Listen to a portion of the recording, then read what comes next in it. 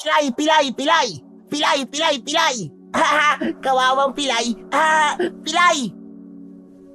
Aray, tama na, maawa na kayo. Ang saklay ko, ibigay niyo sa akin yan. Ibalik niyo sa akin yan. Pilo, ibalik niyo ang saklay ko. Maawa na kayo.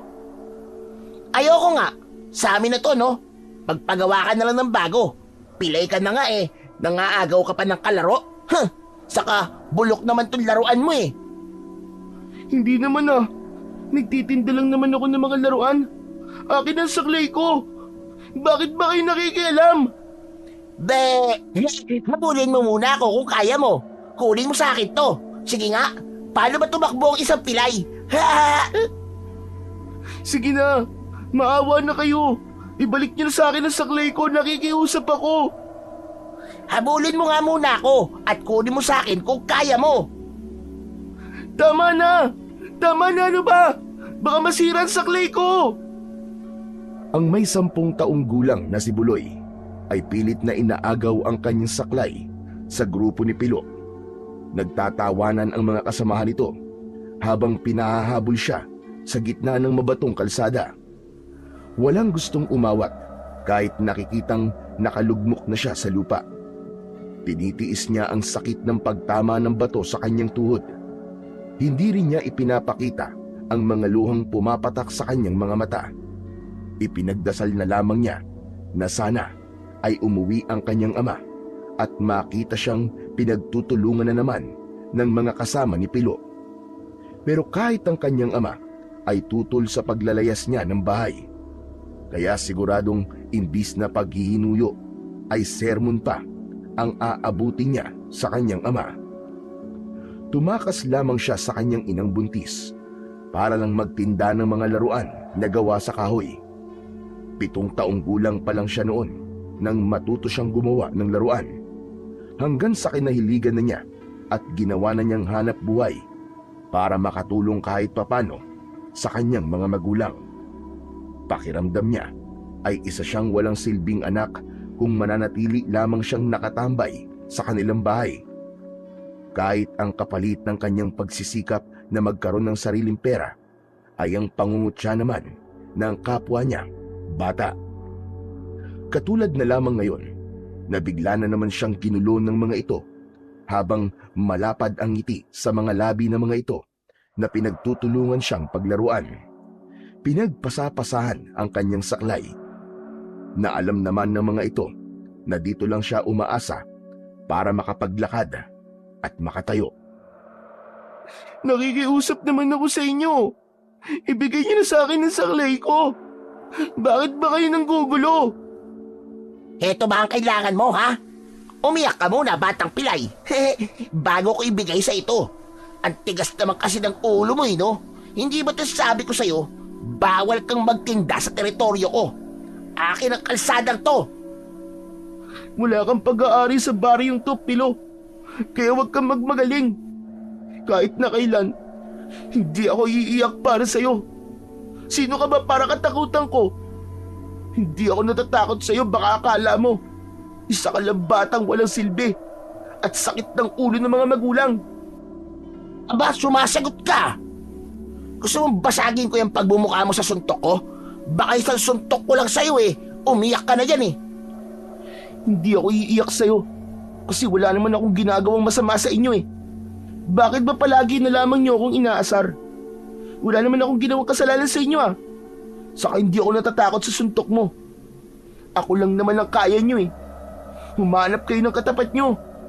Abat, talagang sinusubukan mo ako, no? Hindi mo na makukuha ang saklay na to kahit kailan. Manigas ka dyan. Imbis na ibigay sa kanya ang kanyang saklay, ay lumapit pa ito sa kanya habang nakangisi at waring nangungutya palalo. Hindi pa ito nasayahan at ang mismong saklay niya ang ginamit nitong panghampas sa kanyang panindang mga laruan. Umalat ang mga laruan sa lupa.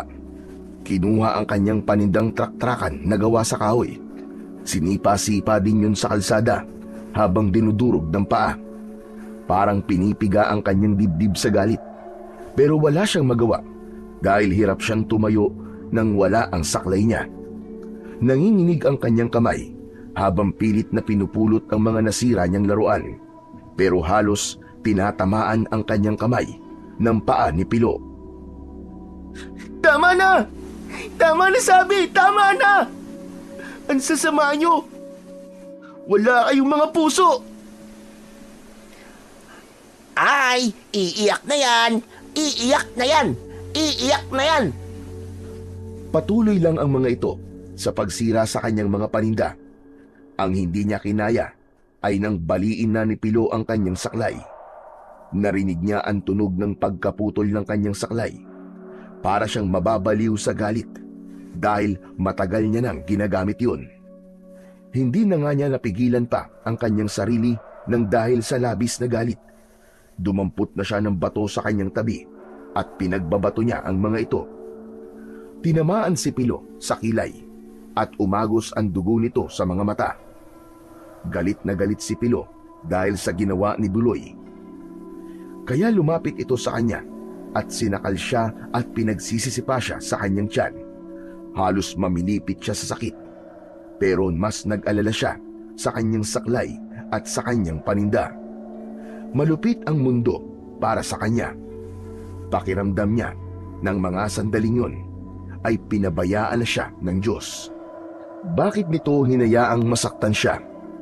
Naghahanap buhay lamang siya ng maayos para sa kanyang pamilya. Talaga bang walang karapatang magtrabaho ang may mga kapansanan na katulad niya? Narinig niya ang mga sigaw ng mga tao para awatin si Pilo sa pagsuntok sa kanya. Pero hindi nagpaawat si Pilo. Gustong-gusto nitong gumanti sa ginawa niya sa kilay nito.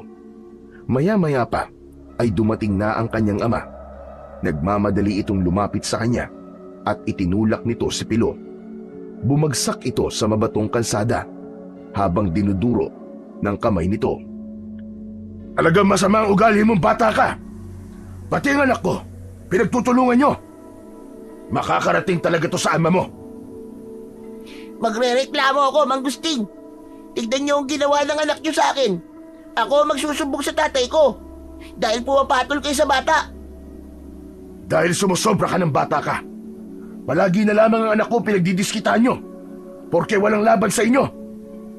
Kasalanan naman ng anak niyo eh. Inaagaw niya ang pwesto ko. Kaya siya ang nauna, hindi ako. Alam kong hindi si Buloy na una nananakit sa inyo. Lagi na lamang ninyong pinag-iinitan ng anak ko. Mga walang niyang bata kayo. Hindi ba kayo tinuturuan ng mga magulang niyo na gumalang sa mga may kapansanan? Hindi na kayo naawa sa anak ko, tignan niyo nga. Ako magrereklamo sa ginawa niyo sa anak ko. Di sige, magreklamo ka. Samahan pa kita kay tatay. Tignan ko lang kung sino mapapahiya sa atin dalawa. Malakas ang loob mong lintik kang bata ka. Dahil kapitan ng ama mo. Pero hindi ako makakapayag na hindi niyo panagutan ang ginawa niyo sa anak ko ngayon. Lalo na sa kanyang paninda at saklay. Halika na, Buloy. Umuwi na tayo. Saan kayo pupunta? Bumalik kayo rito! Hoy! Mga duwag! Tay, ang tuhod ko po, Tay. Masakit po. Tara na, bilisan mo. Huwag mo na munang pansinin ang lintik na sugat na yan. Kasalanan mo rin kasi ito eh. Hindi ka nakikinig sa akin. Kung sa bahay ka lang, hindi mangyayari ito sa'yo. Narinig ko yon! Tama, dapat sa bahay lang ang pilayin yung anak. Ang sakit sa mata ng kanyang paa. Hinahayaan niyo bang magpagala-gala sa kalye? Tumigil ka! Kung hindi ko pa alam na naiinggit ka lamang sa anak ko. Ikaw na walang silbi sa baryong ito. Kay bata-bata mo pa eh, lamang ka na ng gulo. Ginugulo niyo ang anak ko sa kabila ng kalagayan niya. Talagang wala kayong kahihiyan sa mga sarili niyo. Ang kakapal ng mukha niyo.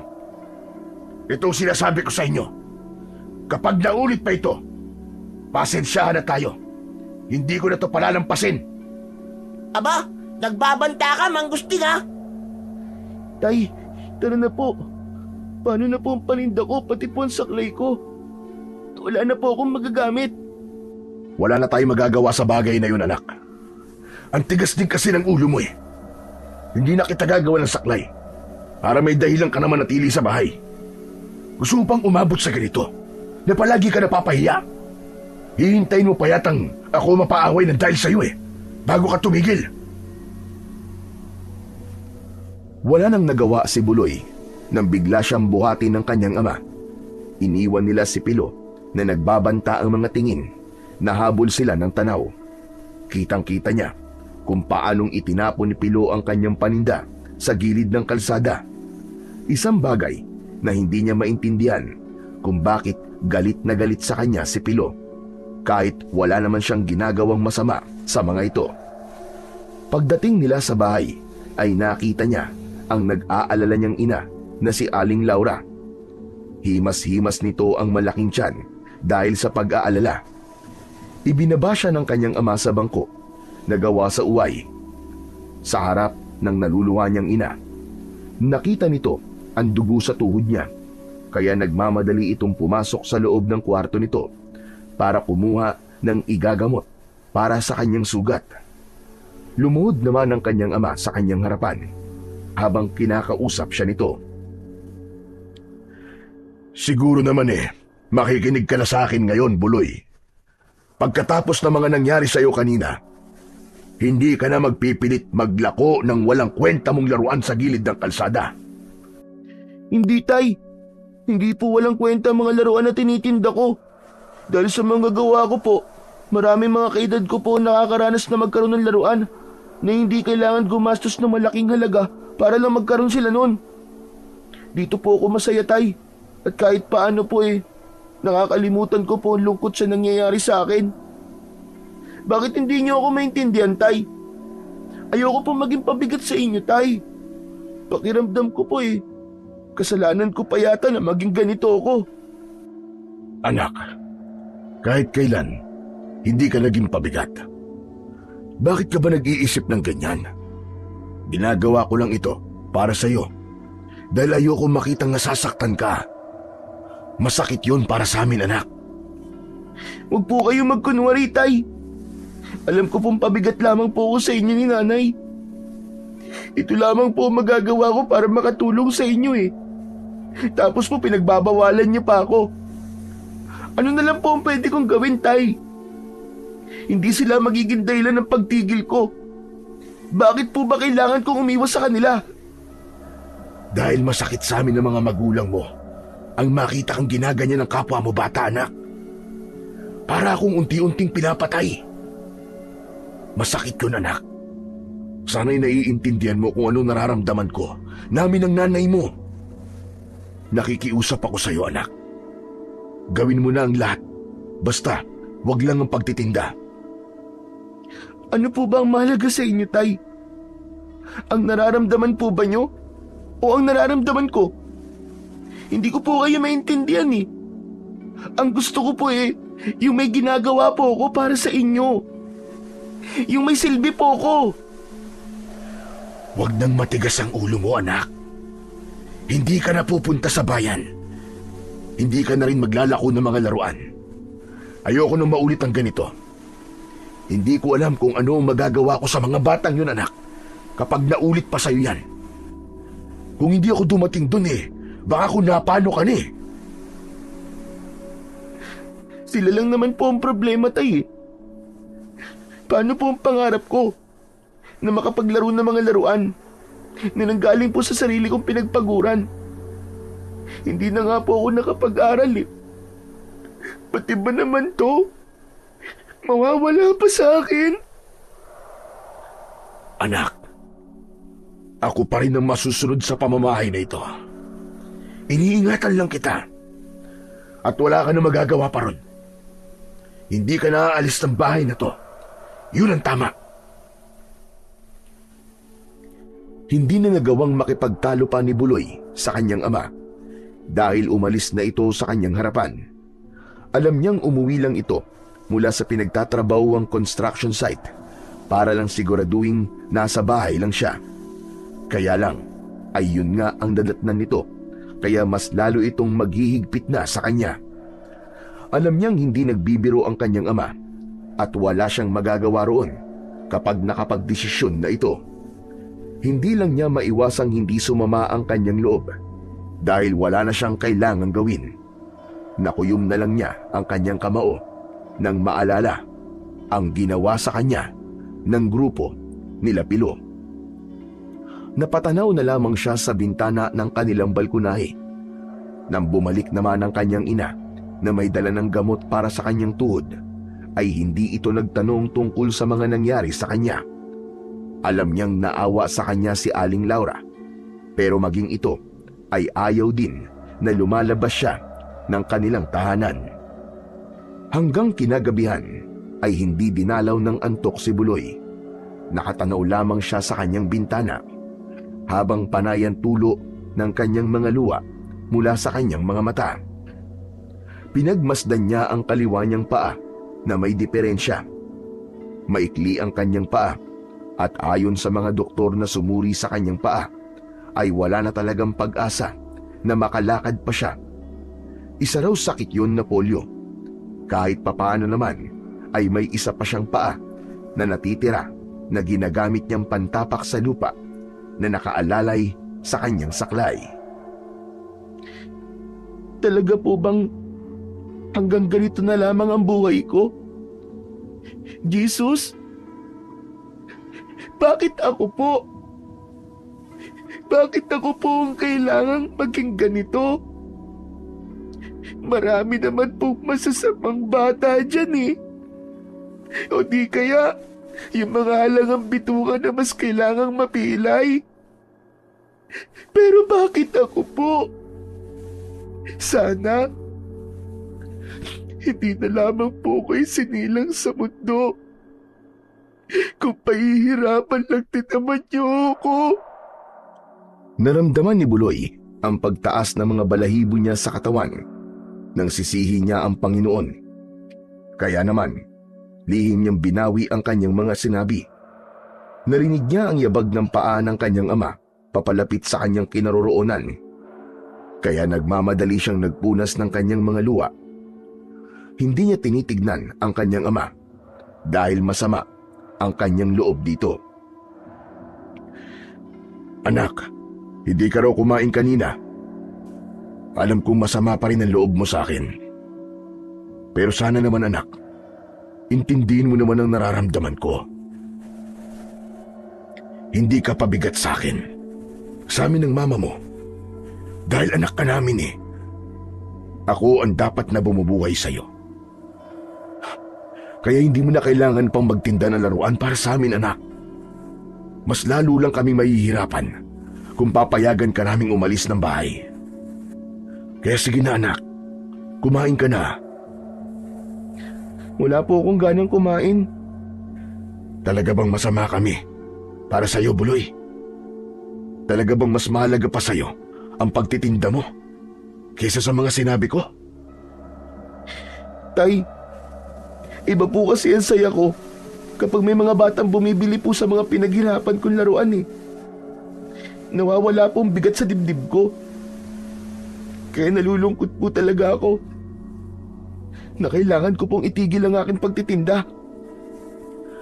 Isang malalim na buntong hininga ang pinakawalan ni Mang Gusting bago ito naupo sa tabi ng kanyang anak. Inakbayan siya nito sa balikat saka nagkwento ng tungkol sa nakaraan nito nung siya ay sanggol pa lamang. Nalaman niya na dating normal ang kanyang mga paa. Nagsimula raw ang lahat ng pagliit ng kanyang paa nang lumipat sila sa baryo ng Eter. Hindi ako naniniwala nun sa mga lamang lupa, anak. Maligno o kahit na sa mga engkanto. Ayon sa matandang albularyo na sumuri sa'yo, may tikbalang ka raw na nasaktan. Bigla mo raw pinagsisisipa ang bahay ng tikbalang na malapit daw sa puno ng alagaw. Hindi naman daw sinasadya yun dahil bata ka pa't walang isip. Ilang beses kami nagsagawa ng ritual at nagkunwari akong naniniwala sa mga engkanto para lamang gumaling ka, anak. Ngunit kahit na anong gawin ko, hindi ka na gumaling. Sa halip ay mas lumala ka pa. Kaya patawarin mo ko, anak. Walang magulang ang gustong makitang nahihirapan ang kanilang mga anak. Kaya lang, tadhana na siguro na magkaganyan ka. Sinasabi ko to sa'yo para malaman mong walang may kagustuhan na magkaganyan ka, anak. Gusto ko pong subukan muli, Tay. Gusto ko pong makipag-usap sa tikbalang na nargabyado ko po. Ibalik niya ang kakayahan ko makapaglakad, Tay. Saka ko po maiintindihan kapag ako na mismo ang nakakaalam na wala na talaga akong pag-asa. Hindi anak. Masakit kapag umasa ka tapos mabibigo ka lang. Wala na rin na matandang makakatulong sa atin. Dahil ang huling balita ko sa kanya namatay siya habang nagsasara ng lagusan ng mundo ng mga engkanto. Kaya sana naman anak, umaasa akong kakalimutan mo na ang tungkol sa kalagayan mo. Tanggapin mo na lang anak, na hindi ka na talaga makakalakad.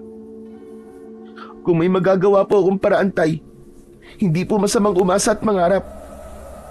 Paano kung ang pakikipag-usap ko po sa kanila ay ang magiging dahilan ng panunumbalik ng kakayahan kong makapaglakad? Ano anak? Paano? Ultimo matandang tumulong sa atin ay napahamak at namatay na. Hahanap po ako ng iba na makakatulong sa akin, Tay. Isang malalim na buntong hininga ang pinakawalan ng kanyang ama. Alam nito na kahit na anong gawing pagpipigil sa kanya ni Mang Gusting ay gagawin pa rin niya kung ano ang naisipan. Saglit na umalis sa kanyang harapan si Mang Gusting at pagbalik nito ay may dala na itong isang lumang saklay. Gawa yon sa uway at halatang matagal nang nakatago kung saan yon kinuha ng kanyang ama. Iniabot nito sa kanya ang saklay na yon. Tay? Hindi ko naman kayang tiisin na wala kang gamiting saklay anak. Ang saklay na yan ay gawa para sa iyo ng aking ama. Malaki ang naging kasalanan ko sa aking ama. Dahil sinisi ko siya sa mga nangyari sa iyo. Sige na, gamitin mo na yan anak. Isa lang naman ang pakiusap ko. Huwag na huwag kang lalayo sa bahay kapag gusto mong umalis o maglaro. Nag-aalala akong baka gantihan ka na naman ni Pilo at ng mga kasama niya. Napayakap ng mahigpit si Buloy sa kanyang ama dahil sa labis na tuwa. Sobra siyang nagpapasalamat na kahit ganun ang nangyari sa kanya, ay mahal na mahal siya ng kanyang ama at ina. Ramdam niya yon, napilit lang niyang binabaliwala. Pinagmasdan niya ang saklay bago sinubukang gamitin. Maya-maya pa ay narinig niya ang mahihinang kaluskos sa likod ng kanilang bahay. Kasunod ang tunog ng ugik ng isang baboy na parang nagdudukal ng lupa. Alam niyang narinig din yon ng kanyang ama, kaya't nagkatinginan silang dalawa. Alam nilang may mga nilalang na nagtatago sa dilim, lalo pa at buntis ang kanyang ina. Mabilis na napaunat sa pagkakatayo si Mang Gusting. Dito ka lang anak ha. Titignan ko lang kung anong ingay na yon. At baka nakawala na naman sa kulungan ng baboy ng kapitbahay natin. Pero Tay, parang imposible naman po yata yun. Halos gabi-gabing nakakawala sa kulungan ng alaga nilang baboy, tapos dito kagad ang punta. Hindi yan ordinaryong baboy, Tay. Sa palagay ko po, aswang po yan. Huwag ka na lang maingay anak. Basta dumito ka na lang muna. At baka natatakot ng nanay mo sa kabilang kwarto. Babalikan kagad kita rito. Kaya lang, hindi pa halos nakakalabas ng tuluyan sa kanyang silid ang kanyang ama nang makarinig na sila ng sunod-sunod na pagsigaw ni Aling Laura sa kabilang silid. Takot na takot ito, kaya maging siya ay napasunod sa kanyang ama. Nakita niyang kinuha ni Mang Gusting ang itak nitong nakasabit sa dingding. Bago nagmamadaling pumasok sa silid ng asawa, halos manlaki ang mga mata nang makita nilang pigil-pigil ng kanyang ina ang ulo ng maliit na baboy ramo. Pilit itong lumalapit sa pagitan ng hita ni Aling Laura. Habang nakaupo na ito sa sahig at may sugat na sa hita. Sa kagustuang matanggal ng kanyang ina ang bibig ng baboy ramo na pilit inaabot ang tiyan nito, ay bumaon na ang kuko ng kanyang ina sa muka ng baboy ramo. Hindi na nag-aksaya pa ng oras si Mang Gusting. Kagad nitong tinagaan likod ng hayop gamit ang kanyang matalas na itak. Kahit bumulwak ang dugo sa likod ng hayop, ay patuloy pa rin ito sa pag-atake sa kanyang ina. Kaya ang ginawa ni Buloy, ang kanyang saklay ang ginamit niyang panghampas sa likod ng baboy ramo. Pinuntirya niya mismo ang sugat ng baboy ramo, kaya naman, nang maramdaman ito ang sakit, ay bumagsak ito sa saig. Sinamantala yon ng kanyang ama. Magkakasunod na pagtaga sa tiyan ng baboy ramo ang ginawa nito. Kumalat ang dugo sa saig hanggang sa malagutan ito ng hininga bago tumigil ang kanyang ama sa pagtaga. Ay, grabe! Kakaiba naman po ang baboy ramo na yan. Hindi niya po iniindan sugat niya sa likod. Parang wala po siya nararamdaman. Pero napansin ko po, natakot po siya sa uway. Kanino po bang baboy ramo yan, Tay? Mukhang wala naman po nag-aalaga sa atin ng ganyang hayop. Tama ka, anak. Hindi yan isang basta baboy ramo lamang. Isa yang nilalang na nagtatago sa dilim. Isang aswang na gustong pumatay sa kapatid mo. Inalalayan na muna ni Mang Gusting ang asawa nito para tumayo. Umiiyak si Aling Laura dahil sa takot. Niyakap na lamang ito ng kanyang ama bago pinilit na iniiwas sa kanyang ina ang nakahandusay na baboy ramo sa saig na gawa sa kawayan. Akala ko ba may suot kang pangontra, mahal? Paano nakapasok ang baboy ramo na yan sa kwarto natin? Sumagot ang kanyang ina habang nanginginig ang boses. Sinabi nitong hindi raw baboy ramo ang nakita nito, kundi isang maliit na ibon na dumaan daw sa bintana. Kaya hindi raw nito naisipan na mag-aanyong baboy ramo ang ibon. Masyado raw mabilis ang mga pangyayari. Matapos yun, isinara na ni Mang Gusting ang bintana. Pagkatapos ay kumuha ito ng langis sa lumang aparador at hinaplasan nito ang tiyan ng asawa. Habang si Buloy naman ay nananatiling nakatingin sa wala ng buhay na baboy ramo sa saig. Nanlaki ang kanyang mga mata nang makita niya ang baboy ramo na nagbago ang anyo. Halos mapaupo siya sa tabi ng kanyang ina nang malantad sa kanyang paningin ang itsura ng nilalang. Tay! Tay! Tay! Tay, tingnan niyo po! Tingnan niyo po ang nangyari sa baboy ramo! Ang alin ba, anak? Bigla rin napatigil sa pagsasalita si Mang Gusting nang makita ang pagbabagong anyo ng baboy ramo sa kanilang harapan.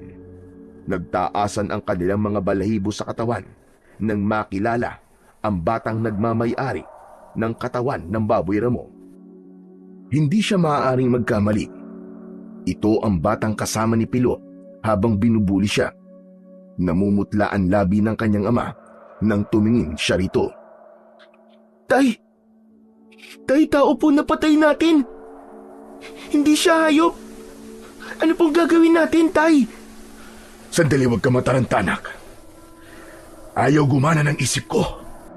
Diyos ko, hindi ko alam na tao pala ang ganyang mga nilalang.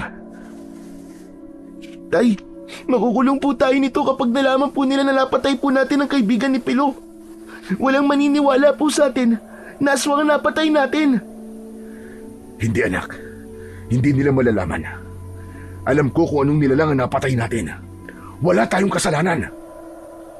Magsasalita pa sana si Mang Gusting nang biglang may narinig na naman silang kaluskos sa kanilang likod bahay. Nagkatinginan silang dalawa at binalot na ng takot ang kanilang mga sarili dahil alam nilang sinasalakay na sila ng mga nilalang na kaanak ng batang napatay nila. Tulungan mo ako, Buloy. Ibalot natin sa kumot ang katawan ng batang ito.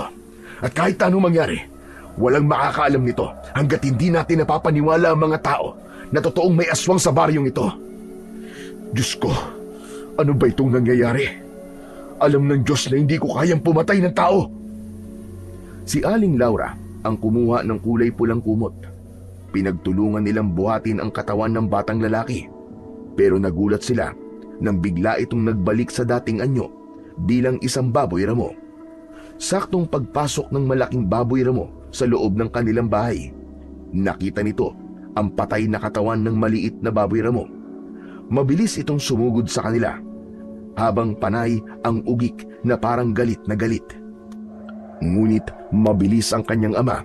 Nasalubong nito ng pagpalo ng itak sa muka ang malaking baboy ramo. Bumagsak ang hayop pasadsad sa sahig. Maya-maya pa ay meron pang isang baboy ramo ang nagpupumilit na pumasok sa likod ng kanilang bahay. Sa dingding ng kanilang kusina, sinira nito ang dingding. Parang isang pamilya ng baboy ramo ang nagpupumilit na umatake sa kanila at pinupuntirya ang kanyang ina. Kahit masakit ang kanyang paa, mahigpit niyang hinawakan ang kanyang saklay. Magagamit niya yon para protektahan ang kanyang ina. Paika-ika siyang naglakad papalapit kay Aling Laura, habang si Mang Gusting naman ay nakatutok ang itak sa dingding ng kanilang bahay. Kailangan na natin makalabas dito bago tayo makulong dito. Marami sila. Buloy, Laura, mahal ko, alalayan mo mabuti si Buloy. Sa kwarto niya dadaan tayo. Hindi sila pwedeng makalapit sa inyo. Masyado silang malakas. Pero tay, madilim po sa labas. Saka saan po tayo pupunta? Gabi na po eh. Halos hindi na po natin makikita ang daan. Hindi tayo mapapahamak kahit madilim, anak. Pero kapag nakulong tayo sa loob ng bahay natin, hindi tayo makakalaban sa kanila. Masyado silang marami at malakas. Bilisan nyo na! Malapit na sila makapasok sa bahay natin. Hindi nila mahahalata ang pagdaan natin sa kabila dahil masyado na silang galit sa ginawa ko sa kapamilya nila. Bilisan nyo na! Wala nang oras! Tama ang kanyang ama. Mula sa bintana ay nasilip niya ang 4 na baboy ramo na nag-aagawang makapasok na sa bahay nila. Hindi nila akalaing sasalakayin sila ng mga aswang. Ilang sandali pa, ang baboy ramo ay naging isang maliit na ibon. Akma na sana itong lilipad papasok sa kanilang silid nang bigla niyang naisara ang bintana. Bumangga ito sa harang ng bintana. Bumagsak ito sa lupa at muling nagbalik sa anyo bilang isang baboy ramo. Saglit na nawala ang ingay. Ang kanya namang ama ay muling binuksan ng pinto ng bintana. Saka naglagay ng bangko na kanilang tungtungan para makatakas. Mauna ka na, Laura, para maalalayan mo si Buloy. Mababa lang naman ang bintana, kaya hindi ka mahihirapan. Pupunta na muna tayo sa bahay ng mga magulang mo. Hindi ka naligtas sa lugar na ito. Mabuti na lamang po at maliwanag po pala ang sikat ng buwan, tay. Kahit papano po ay makikita po natin ang dadaanan natin. Tara na, bilisan mo na, Buloy. Kailangan na natin makaalis dito. Pagkalapat ng paa ni Buloy sa lupa, ay agad silang naglakad papunta sa kakahuyan, habang umaasa lamang siya sa kanyang saklay. Mabilis ang tibok ng kanyang puso dahil sa pag-aalala at takot. Si Aling Laura naman at Mang Gusting ay magkaalalay na panay ang lingon sa paligid. Ganon din sa bahay na kanilang iniwan.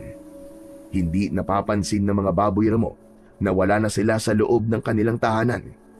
Pilit siyang nakikipagsabayan sa malalaking hakbang ng mga paa ng kanyang mga magulang, makalayo lang sa lugar na yon. Hindi nga nagtagal ay narinig nilang nakapasok na ang mga baboy ramo sa kanilang tahanan, kaya mas lalo nilang nilakihan ang hakbang ng kanilang mga paa. Dahil sa kanilang pagmamadali, hindi sinasadyang nadapa si Buloy sa daan dahil sa nakausling kahoy sa lupa. Hindi napapansin ng kanyang mga magulang na naiwan na siya. Nagmamadali ang mga ito na makaalis sa lugar na yon dahil nanakit na ang tiyan ng kanyang ina. Nahawakan ni Buloy ang kanyang tuhod at hindi kagad nakapagsalita para humingi ng tulong sa kanyang mga magulang. Tay! Tulong! Tay, nandito po ako! Habang nakadapa siya sa masukal na daan, ay pilit niyang inaaninaw ang likod ng kanyang mga magulang na diretso lamang sa paglalakad. Sumigaw siya ng malakas, pero dahil siguro sa takot ng mga ito, ay tuloy-tuloy lang ang ginagawa ng mga ito na paghakbang at tuluyan na nga siyang naiwan sa daanan. Nay! Tay! Nandito po ako! Nadapa ako! Halos maluwa na si Buloy nang biglang tumahimik ang kanyang paligid. Biglang umihip ang malamig na simoy ng hangin. Nagtaasan ang mga balahibo niya sa kanyang katawan. Panay ang kanyang paglinga sa paligid. Sinubukan niyang tumayo, na halos mapaigik siya sa sobrang sakit ng kanyang tuhod. Nakita niya ang sugat sa kanyang tuhod na nakuha pa niya kanina. Kaya siguro nadapa siya dahil namumula na yon at namamaga. Pangiwi-ngiwi ang kanyang muka na pilit inaaninaw ang daan na nilakaran ng kanyang mga magulang. Nagsimula na siyang maglakad pasunod sa kanyang ama at ina. Pero hahakbang na lamang siya nang biglang binangga siya sa kanyang tiyan ng isang malaking baboy ramo. Bumagsak siya pasadsad sa lupa. Tumalsik ng malayo sa kanya ang kanyang saklay, kaya binalot ng takot ang kanyang dibdib. Tulong! Tulungan niyo ako! Tay! Nay! Nandito po ako! Tulungan niyo ako! Huwag kang lalapit sa akin! Halimaw ka! Lumayo ka sa akin! Lumayo ka! Dumakot siya ng dahon at pilit niyang binabato sa baboy ramo na dahan-dahang humakbang papalapit sa kanya. Habang tumutulo ang malapot nitong laway na may kasama pandugo. Mapupula ang mga nanlilisik na mata habang nakangising nakalabas ang malalagari nitong mga ngipin. Panay rin ang ugik nito na masakit sa tenga habang ikinakaskas ang unahang paa nito sa lupa. Kitang-kita niya ang kulay itim na mga kuko ng baboy ramo. Tulungan niyo po ako! Tulungan niyo ako! Baka may nakakarinig sa akin! Tulungan niyo po ako! Gumapang siya sa lupa, papalayo sa nilalang na panay pa rin ang pag-angil habang lumalapit sa kanya. Hanggang sa bigla niyang naramdaman ang pagbaon ng pangil ng baboy ramo sa kanyang binti.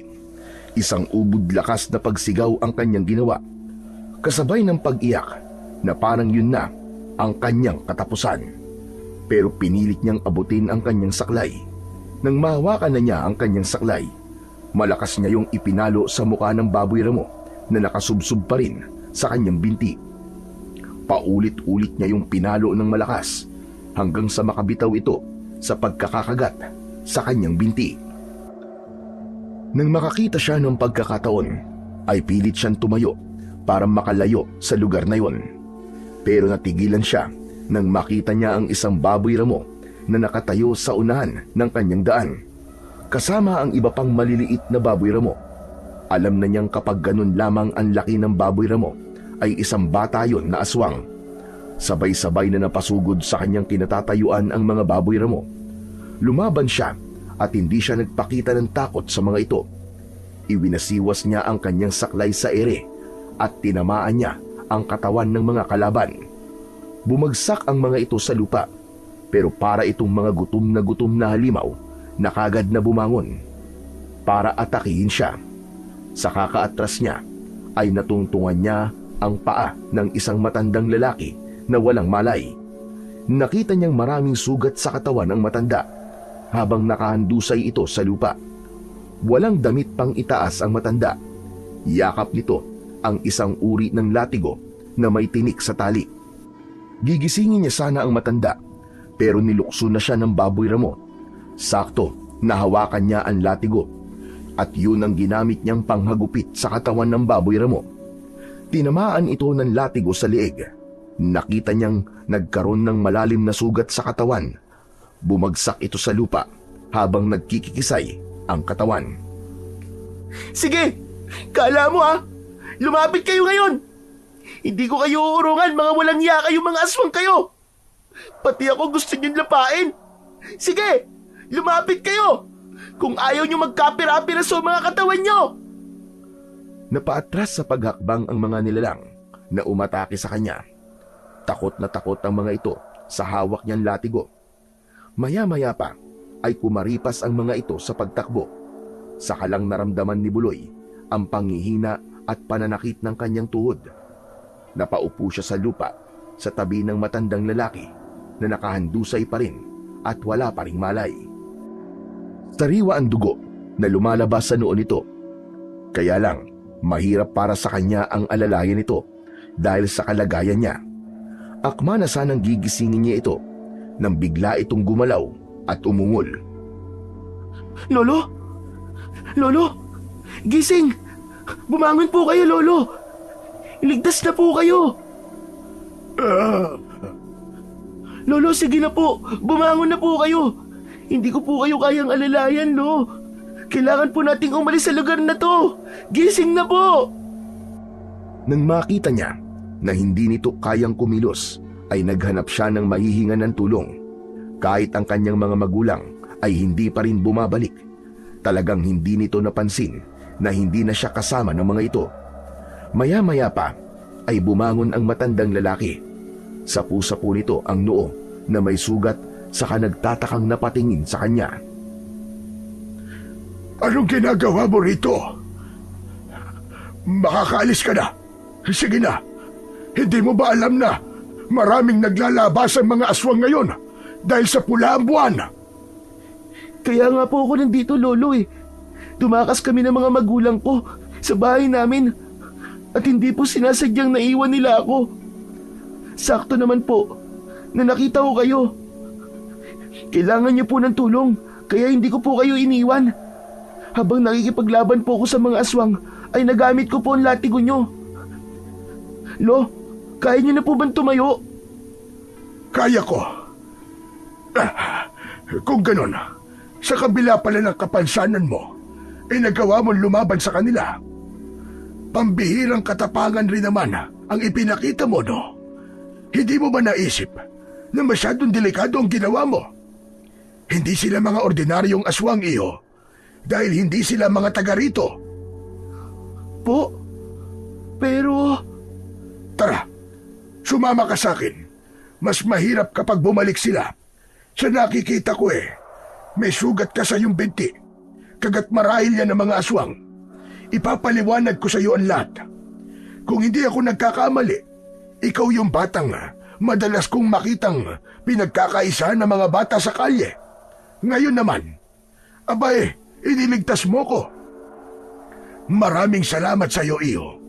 Utang ko sa iyo ang aking buhay. Pero Lolo, kailangan ko na po sumunod sa mga magulang ko eh. Baka nag-aalala na po sila sa akin, baka hinahanap na po nila ako ngayon. Huwag ka mag-alala. Alam kong ayos lamang sila. Mas lalo pa sila mapapahamak kung magpapasunod ka sa mga nilalang na yon. Buntis ang nanay mo at siya ang puntirya ng mga halimaw na yon. Kung susunod ka sa kanila, susundan ka rin ng mga baboy na mo. Kaya halika na, tulungan na kitang tumayo. Naramdaman ni Buloy ang kamay ng matanda na inalalayan siyang tumayo. Ilang minuto lang ang lumipas, naglakad na sila. Ngayon lang din niya nalaman na may bahay sa gitna ng kagubatan malapit sa puno ng alagaw. Dati nang may naikikwento sa kanya ang kanyang ama tungkol sa puno ng mga alagaw. Ang bahay raw na malapit sa puno ng alagaw ay mga nilalang na may pambihira raw na kapangyarihan. Mga tao na kayang makipag-usap sa mga lamang lupa o engkanto. Walang imik ang matanda nang tumapat ito sa bakuran ng bahay na gawa sa kawayan at kugon. Wala itong kaalam-alam na lihim na niyang pinag-aaralan ang kilos nito. Halika, halika! Pumasok ka! Lolo, talaga po bang hindi kailangan sumunod sa mga magulang ko? Lolo Tasyo na lang ang itawag mo sa akin. Magtiwala ka lamang sa akin, iyo.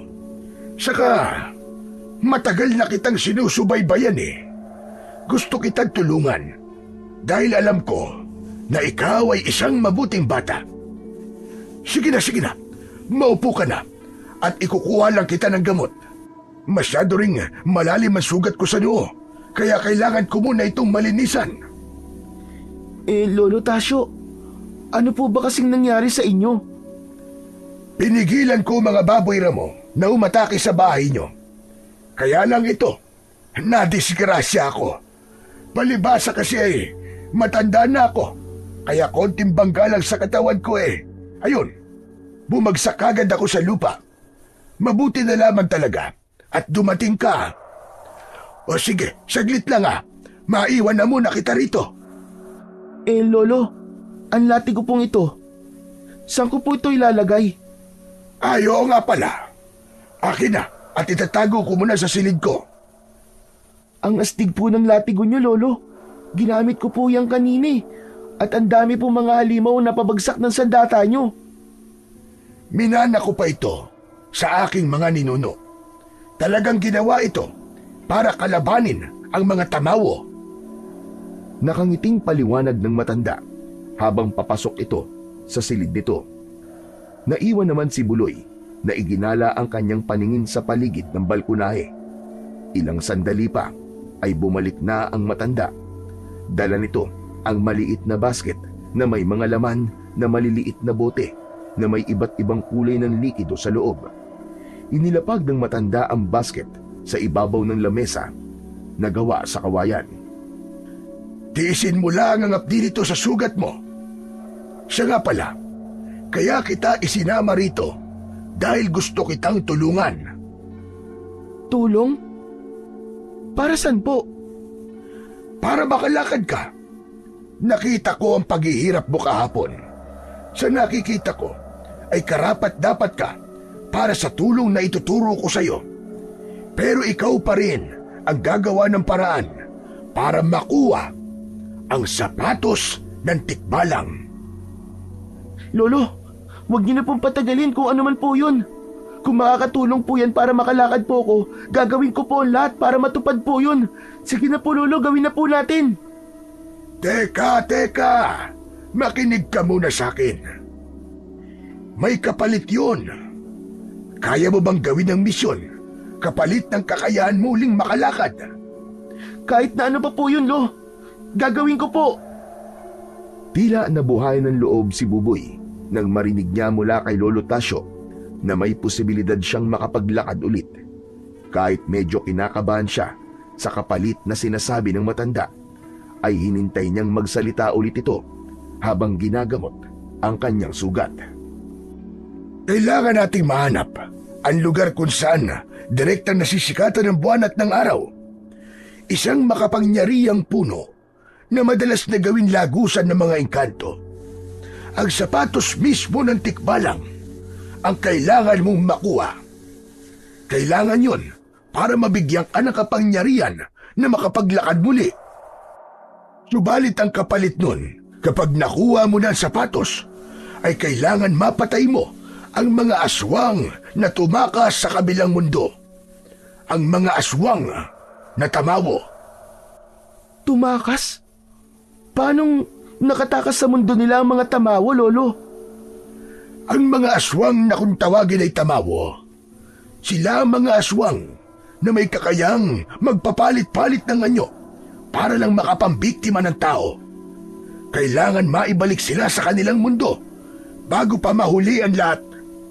Yun ang kapalit ng kapangyarihang kukunin mo sa tikbalang na nakatira sa mundo ng mga engkanto. Mag-iingat ka dahil maraming beses kang susubukin ng mga halimaw sa loob dun para hindi ka na makaalis sa mundo nila. Magsasalita pa sana si Buloy nang marinig nila ang sunod-sunod na pagsigaw ng boses ng isang batang lalaki.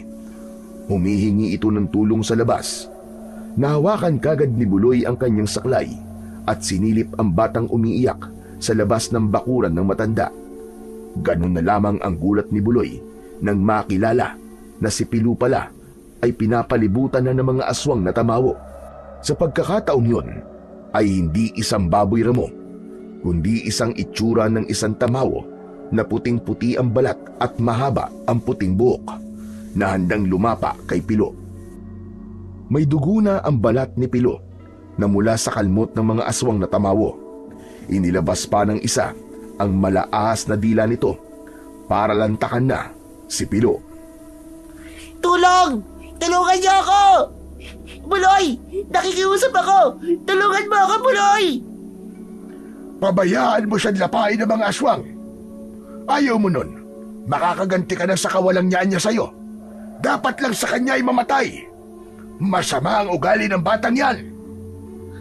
Pero Lolo Tasyo, hindi po tama na pabayaan ko po siyang mamatay. Lolo, tutulungan ko po siya kahit naging masama pa siya sa akin.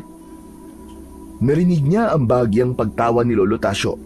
Natutuwa ito sa nakikitang determinasyon ni Buloy na tulungan ang batang nanakit dito. Hindi nga ako nagkamali sa pagpili sa iyo, Iyo. Kitang-kita na busilak ang iyong kalooban. Magagawa mo nang makapasok sa mundo ng mga engkanto. Naniniwala kong magtatagumpay ka. Sige na, iligtas mo muna si Pilo at hindi kita pababayaan. Tutulungan din kita. Tulong! Tulungan niyo ba ako? Takot na takot si Pilo habang umaatras ito papalayo sa mga tamawo. Kagad naman na lumapit si Buloy kahit paika-ika pa ang paa gamit ang saklay. Si Lolo Tasyo naman ay kumuha ng latigo sa silid nito at hinarap ang mga kalaban. Kahit mahirap para kay Buloy ang kumilos, ay ginawa pa rin niya ang nararapat para matulungan ang sugatang si Pilo. Gulat na gulat ito nang makita na ipinapalo niya sa mga kalaban ang kanyang saklay. Bakas sa mukha ng bata ang hiya dahil sa kabila ng kasamaan na ipinakita niya kay Buloy, ay nagawa pa rin niya itong tulungan. Dumampot na rin si Pilo ng kahoy na magagamit nitong panlaban sa mga tamawo. Kaya naman, natakot ang mga tamawo nang makita ang latigo ng matanda. Dahil sa husay ni Lolo Tasyo sa pakikipaglaban, kumaripas ng takbo papalayo ang mga aswang, papalayo sa kanila. Nilingon ni Buloy si Pilo na napaupo sa lupa nang dahil sa labis na takot. Habang habol ang hininga at hindi makapaniwalang nakaligtas ito sa kamay ng mga aswang na tamawo.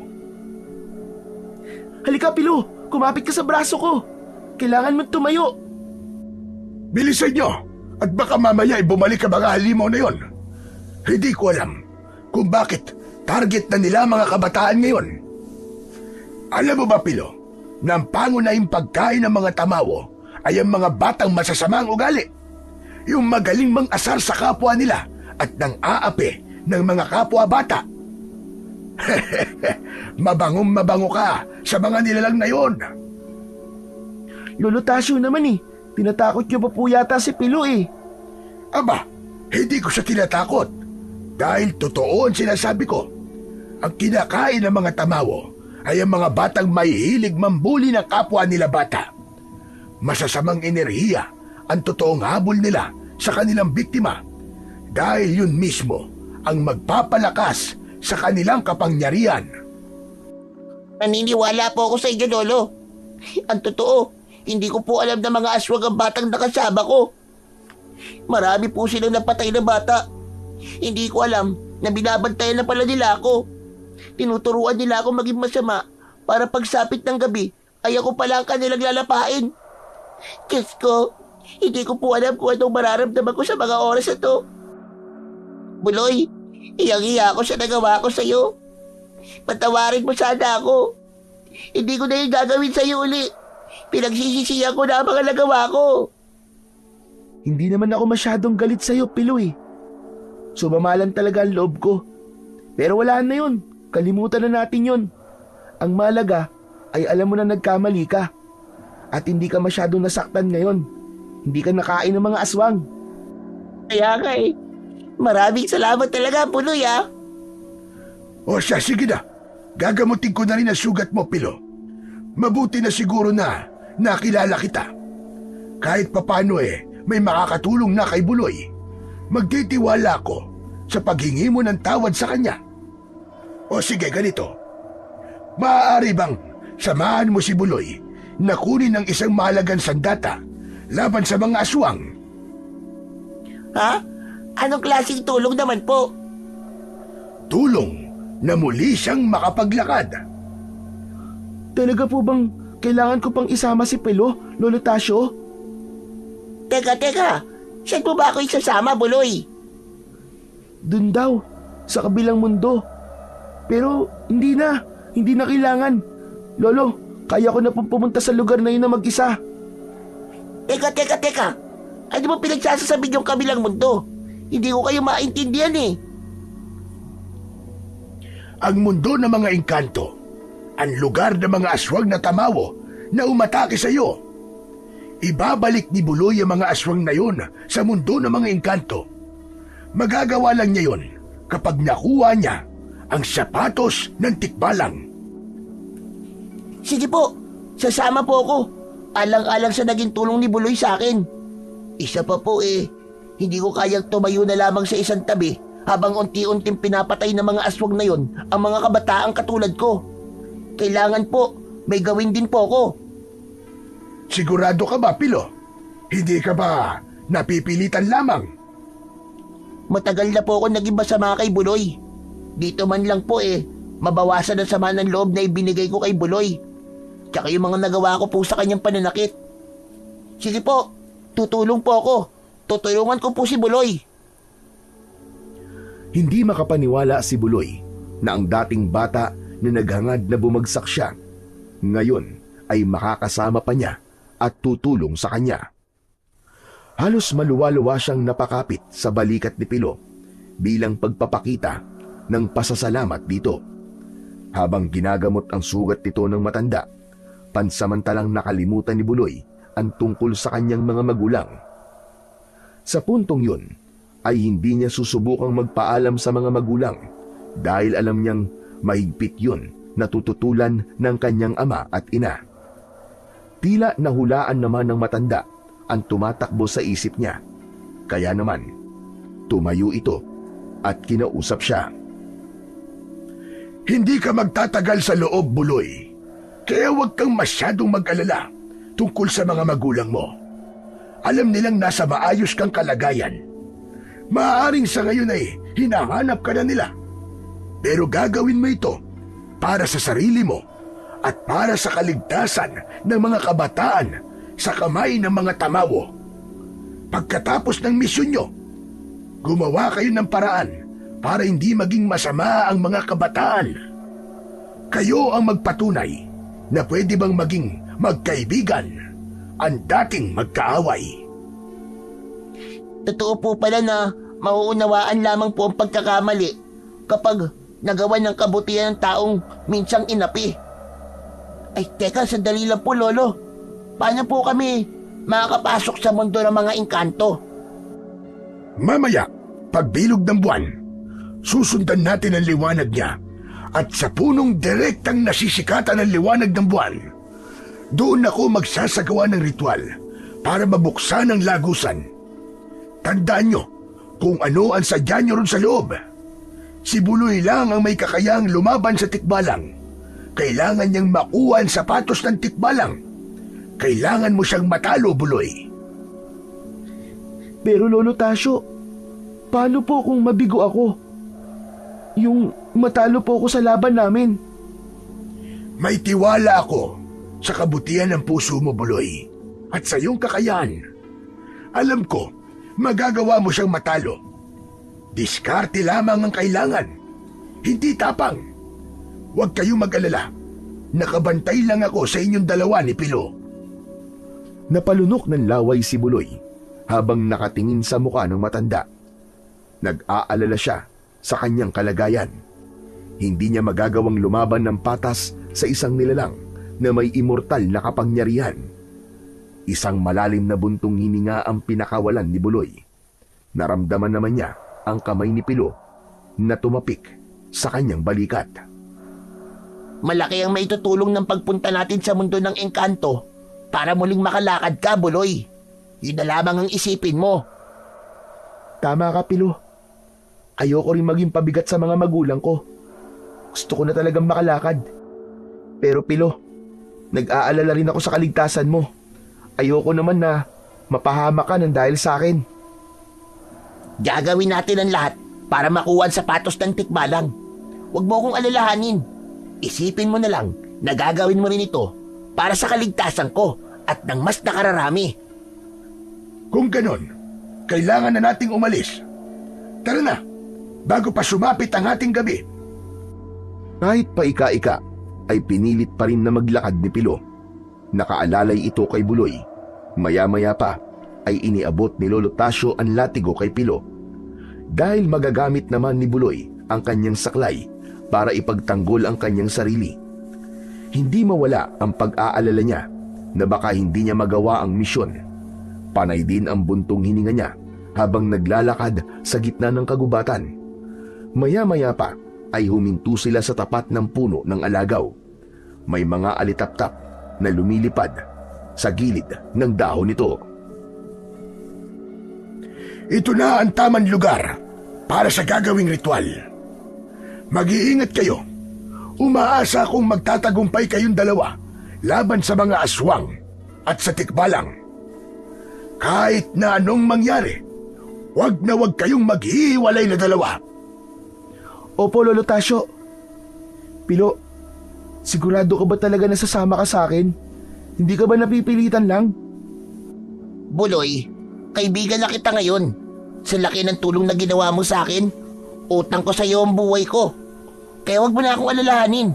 Gagawin natin to para sa mga kasing edad dati na bata na nalalagay sa panganib. Nagsimula na ang matanda sa pagsasagawa ng ritual. Nagsindi ito ng bunot ng nyog, insenso't kamangyan. Maging ang mga sanga ng alagaw ay sinindihan din ito. Pagkatapos ay gumuhit ito ng hugis at sulok sa lupa. Inilagay ni Lolo Tasyo ang kwintas nito sa gitna ng guhit bago pumikit. Sige na, pumasok kayo sa guhit. Magkahawak ang inyong mga kamay at ipikit nyo ang inyong mga mata. Huwag na huwag kayong magmumulat ng mga mata hanggat wala akong sinasabi. Kapag malalagay kayo sa alanganin sa loob, maghawak kamay lang kayo at kagad kayong hihigupin ng malakas na hangin palabas dito sa mundo ng mga tao. Hindi po ba kayo sasama sa amin, Lolo? Kasing edad lamang ninyong dalawa ang may kakayahang makapasok sa loob. Isa pa, kailangan ng tagapagbantay sa labas para hindi masira ng mga tamawo ang lagusan. Sige na, pumasok na kayo sa loob. Nakabukas na ang lagusan. Pwede na ninyong imulat ang mga mata ninyo. Pagmulat ng mga mata ng dalawa, ay nanlaki ang mga mata nila. Si Buloy ay hindi makapaniwala sa malakas na liwanag na nakikita sa katawan ng puno ng alagaw. Bigla siyang kinabahan sa nakita niya. Isang kakaibang bagay na merong mga tinik sa pinto ng lagusan. Ngayon lang siya nakakita ng ganung uri ng liwanag. Sige na, pumasok na kayo bago pa maglaho ang liwanag. Nagdadalawang isip na humakbang ng paa si Buloy gamit ang kanyang saklay. Hindi siya binibitiwan ni Pilo. Bigla rin ang pananahimik nito na hindi rin makapaniwala sa itsura ng puno.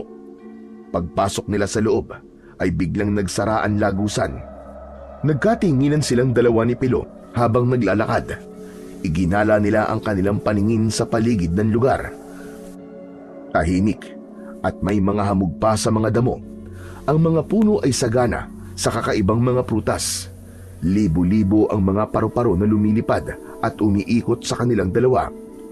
Habang ang malalaking mga rosas ay halos tumaklob na sa daan. Ang kakaibang usa na nakikita nila ay nagtatago sa puno at lumalayo sa kanila. Sa ilog naman ay banayad ang agos at kitang-kita ang makikintab na iba't ibang kulay ng bato. Ang ganda! Parang paraisong lugar na to. Parang ayaw ko na lumabas sa lugar na to Parang ang tahimik. Malayo sa kaguluhan. Nagkakamali ka, Buloy. Lahat ng mga nakikita natin dito ay bunga lamang ng imahinasyon natin. Ginagaya nila ang pangarap sa isip natin para linlangin tayo. Alalahanin mong ang kailangan nating makuha ay ang sapatos ng tikbalang. Oo nga pala. Munti ko nang makalimutan Nadala ako sa ganda ng paligid Naglakad pa silang dalawa. Muli nilang iginala ang kanilang paningin at nagulat sila nang makita ang isang nilalang na kanina pang nakatayo sa unahan ng kanilang daan. Isang kalahating kabayo at kalahating tao na may hinahaplos-saplos na pana sa mga kamay. Ang kulay berde nitong balat ay sapat na para makilala nila ang nilalang na nasa kanilang harapan. Matapang at mabangis ang anyo nito, habang ang tenga ay mataas pa sa ulo nito, habang ang mahaba naman nitong mga pangil ay nakadagdag sa nakakatakot nitong itsura. Lalo na nang bigla itong magsalita mula sa malagom nitong boses. Mabaras! Bakit kayo pumasok sa mundo ko nang walang paalam? Ano ang kailangan nyo rito? Pasensya na po kayo, Mamang Tikbalang. Kailangan po namin ang tulong niyo eh. Tulong? Wala akong tinutulungan, lalo na kapag tungkol sa mga tao. Nalaman po kasi namin na kailangan din niyo po ng tulong para maibalik po ang mga aswang na tumakas po sa mundo niyo. Ang mga tamawo po, nanggugulo po sila sa mundo namin. Wala akong pakialam sa mga tamawa. Kusa silang babalik sa lugar namin kapag busog na sila. Ayoko ng kaguluhan. Kahit po ba, sabihin ko po sa inyong kami naman po ang ginugulo nila. Problema niyo na yun. Hindi ako nakikialam sa buhay ng mga tao. Hindi! Problema niyong malaki yun, Mamang Tikbalang. Dahil sa mundo niyo nagsimula ang mga tamawo, dito sila nanggaling. At kapag pinabayaan mo sila, balang araw, pati ikaw, ay susubukan nilang patayin. Kaya mag-isip-isip ka, Mamang Tikbalang. Bumagsik ang anyo nito dahil sa sinabi ni Buloy. Mabilis na lumapit ang nilalang sa kinatatayuan niya. Kagad siya nitong sinakal. Kaya naman, naramdaman niya ang pag-angat ng kanyang paa sa lupa. Tikbalang! Bitiwan mo si Buloy! Akala niyo ba, hindi ko alam kung anong totoong pakay niyo sa aking kaharian? Itong suot kong sapatos, balak niyo itong agawin sa akin, hindi ba? Kaya huwag na kayong gumawa ng ibang dahilan kung bakit kayo nandirito. Ang patakaran ko, bago mo makuha ang sapatos ko, ay kailangan mo munang matalo ako sa isang paglalaban.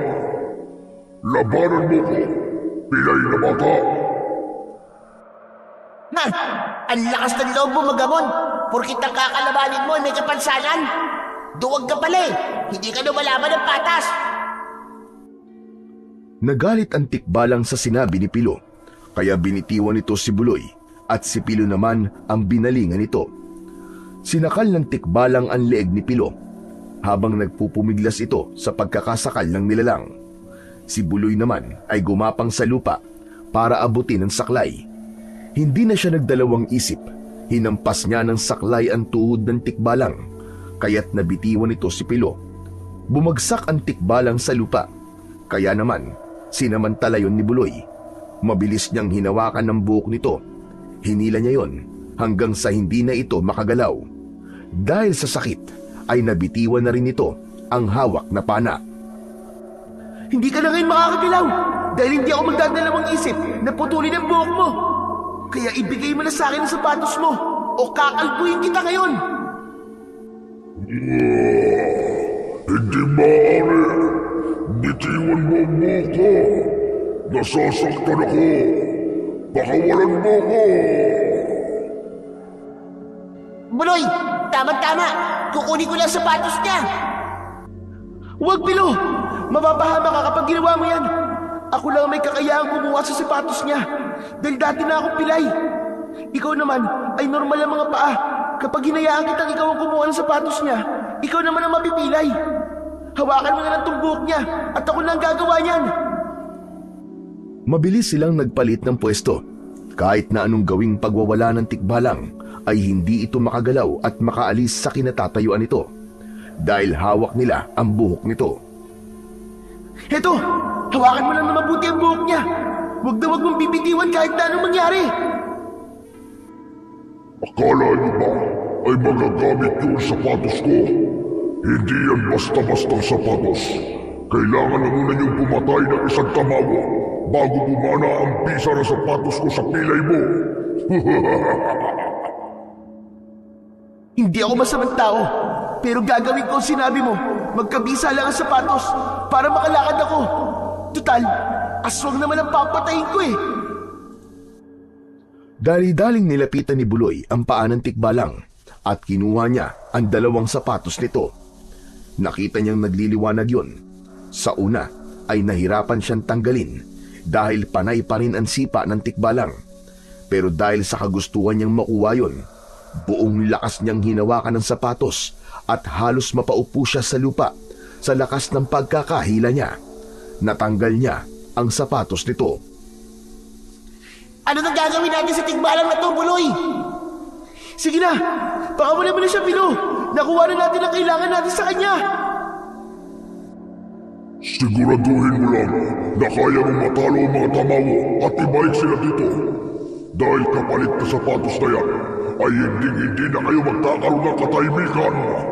Hindi nila kayo tatantanan hanggang hindi nila kayo napapatay at nakukuha ang sapatos na yan.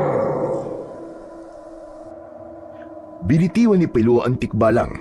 Pansin ni Buloy na parang nanghina ang tikbalang nang mawala ang suot nitong sapatos. Habang yakap-yakap pa rin niya ang sapatos ng tikbalang, ay bigla naman ang pagbundol ng kaba sa kanyang dibdib. Alam niyang simula pa lang yun ng pakikipaglaban niya sa mga aswang na tamawo para sa kagustuhan niyang makapaglakad ulit. Hindi dapat malalaman ng mga magulang mo ang tungkol sa sapatos. Sa oras na malaman nila ang tungkol sa sapatos, mapapahamak sila. Makukulong sila sa mundo ko bilang kapalit sa ginawa niyong pagkuha sa aking sapatos. Gusto man sanang ibalik ni Buloy ang sapatos ng tikbalang nang marinig ang sinabi nito tungkol sa kanyang mga magulang, ay alam niyang huli na ang lahat para ibalik yon sa tikbalang. Kahit kailan ay hindi niya ipagpapalit ang kanyang mga magulang kapalit ng kanyang paglalakad. Si Pilo naman ay bumakas din ang pag-aalala sa mga mata nang maalala ang tungkol sa mga magulang nito. Ay wala na ring nagawa kundi ang lumapit na lamang sa kinatatayuan ni Buloy. Sige na, mga pangahas na bata. Makakaalis na kayo. Maibabalik lamang niyo ang aking sapatos sa oras na nagawa na ninyo ang misyon. Bira na yan. Wala sa napag-usapan namin ni Lolo Tasyo na may ganitong kapalit ng sapatos mo ah. Hindi ko na sana pinakailaman to. Isa pa, akala ko ba wala kang pakialam sa ginagawa ng mga tamawo. Sinabi ko lang yun para subukan ka. Lahat ay may kapalit. Hindi pwedeng wala. Sige na, makakaalis na kayo. Dahil limitado lang ang oras ng pagbubukas ng aming lagusan. Narinig nilang dalawa ang pagbukas ng lagusan. Hinigop sila ng malakas na hangin palabas ng puno. Nakita nilang nakatayo ang matandang si Lolo Tasyo habang hinihintay sila. Masama ang loob niya sa matanda dahil hindi nito maayos na ipiniliwanag ang tungkol sa kapalit ng sapatos ng tikbalang. Lolo Tasyo, bakit niyo kami niloko? Sinabi ng tikbalang na kapag nalaman daw ito ng mga magulang ko, sila ang magiging kapalit nito sapatos. Bakit? Malalaman ba nila? Kaya nga gawin mo ang lahat para hindi nila malaman. Kasama ka, Pilo, sa misyon. Kung ayaw mo makulong ang mga magulang nyo sa mundo ng engkanto, gawin nyo ang lahat para protektahan ito. Wala nang ibang paraan. Kailangan nating sumugal para sa kaligtasan ng mas nakararami. Hindi pa raw po ito magkakaroon ng bisa kapag wala pa ako napapatay na tamawo. Dahil yun ang kapalit na pagsubok na kailangan mong malagpasan bago ka magkaroon ng kapangyarihan. Maswerte ka. Sa dami ng mga batang sumubok kumuha sa sapatos ng tikbalang, ikaw lamang ang nagtagumpay na tumalo sa kanya. Hindi ako nagsisisi na sumama sa misyon mo, Buloy. Gusto ko rin makatulong. Tara na, kailangan mo munang maitago ang sapatos na yan. Alam kong hinahanap na kayo ng mga magulang nyo. Lalong-lalo ka na, Buloy. Sinamantala ko lang ang pagkakataon na nawalay ka sa mga magulang mo para maisagawa ang misyon ko. Ang hanapin ang batang makakakuha sa sapatos ng tikbalang. Pero, bakit po ako, Lolo Tasyo? Dahil ikaw ang batang biktima ng mga tikbalang kung bakit ka napilay at sila rin ang may gawa niyan sa'yo. Nararapat lang na sila ang maging dahilan para muli kang makalakad. Misteryoso pa rin para kay Buloy ang pagkatao ng matanda at kung bakit siya nito tinutulungan. Maya-maya pa ay nagsimula na silang maglakad sa tulong ng kanyang saklay. Itinago niya sa ilalim ng kanyang damit ang sapatos ng tikbalang, habang si Pilo naman ay nakaalalay lamang sa kanya. Pagdating nila sa gitnang kagubatan ay nagulat sila nang bigla silang harangan ng mga asong gubat kasama ang mga tamawo. Nakangisi ang mga ito habang tumutulo ang malalapot nitong mga laway. Nakadipa ang braso nito na handang umatake sa kanila. Inihagupit ni Pilo ang hawak nitong latigo sa lupa. Imbis na umatras ang mga kalaban, ay mas lalo pang sumama ang tingin ng mga ito sa dalang sapatos ni Buloy. Ang dala mong sapatos, Buloy! Kapitan mo mabuti! Huwag mong hahayaang mabawi nila ang bagay na yan. Dahil kung hindi, habang buhay ka nang hindi makakalakad at hindi ka na magkakaroon ng pagkakataong bumalik pa sa mundo ng mga engkanto. Mahigpit na niyakap ni Buloy ang sapatos ng tikbalang. Kaya lang, mabilis din ang paglukso ng asong gubat sa kanyang kinaroroonan. Nakagat siya sa kanyang braso, pero naiwaksi niya ito, kaya naman bumagsak ito sa lupa. Kinuha niya ang kanyang saklay, pagkatapos ay iwinasiwas niya yon sa hangin, habang umaasa siya sa nag-iisa niyang paa na nakatayo sa lupa. Pinaikutan sila ng mga aswang, habang masama ang tingin sa kanyang kamay. Umaagos ang dugo sa kanyang braso nang muling lumukso ang tamawo para sana ay kagatin siya. Kaya lang, naging maagap ang kanyang pagpalo ng saklay sa mukha nito. Bumagsak sa lupa pasadsad ang tamawo at yun ang sinamantala niya. Niluhuran niya ang halimaw sa tiyan nito bago paulit-ulit niyang pinalo ang kanyang saklay sa mukha nito. Hindi niya ito tinigilan hanggat humihinga ito. Tama na, Buloy! Tama na! Wasak na ang mukha niya, no? Patay na yan! Nakapatay ka na ng tamawo. Pagkakataon mo na ito para subukan suotin ang sapatos ng tikbalang. Pinagmasdan na muna ni Buloy ng mabuti ang sapatos bago niya isinuot yun sa kanyang paa. Nagulat siya nang bigla siyang lumutang sa hangin habang ang kanyang sapatos ay nagkaroon ng kulay dilaw na liwanag. Inikot-ikot siya sa ere at natakot ang mga asong gubat sa nangyayari kay Buloy. Kumaripas ang mga ito ng takbo habang nakabahag ang buntot. Takot na takot ang mga ito sa bumalot na liwanag sa kanyang paa. Maya-maya pa ay dahan-dahan siyang lumapat sa lupa. Nakatayo na siya ng tuwid. Kaya na niyang maglakad nang hindi gumagamit ng saklay. Halos maiyak siya sa nangyari sa kanya ng mga sandaling yon. Lolo Tasyo! Pilo! Nakatayo na po ako! Kaya ko na po maglakad nang hindi po gumagamit ng saklay! Ang astig! Kaya ko na rin po tumakbo! Aba, totoo nga. Para kang kidlat sa bilis mong tumakbo. Saka parang ang lakas-lakas ng katawan mo. Kaya mo na rin lumutang sa ere. Malakas pala ang bisa ng sapatos ng tikbalang. May kahinaan pa rin ng bagay na yan. Kailangan sa kabutihan mo lang gagamitin ang kapangyarihan ng sapatos ng tikbalang. Dahil mawawalan din niya ng bisa kapag nagamit sa hindi tama. Kailangan mo munang gamitin ang saklay. Kahit hindi mo nahubarin ang sapatos, magpanggap ka na lamang muna na pilay ka pa rin para hindi mahalata ng mga magulang mo. Kahit tutol ang kalooban niyang gawin yon, ay kailangan niyang sundin si Lolo Tasyo.